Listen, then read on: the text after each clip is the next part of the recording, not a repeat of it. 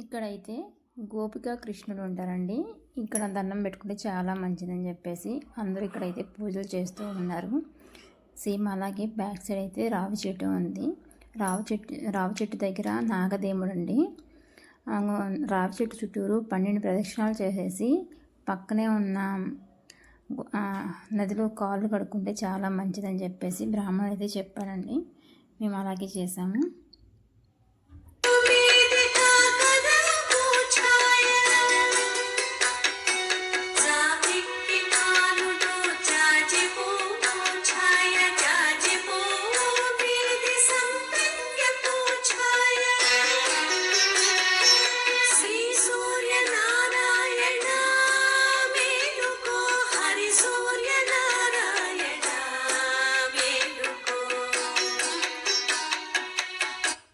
ఇక్కడ స్పెషల్ ఏంటంటే రథసప్తమి రోజు అయితే సూర్యకిరణాలు డైరెక్ట్గా భగవాన్ దగ్గర అయితే పడతాయంట. కానీ అది ఎలా పడుతుంది అనేది ఎవరికీ తెలియదు.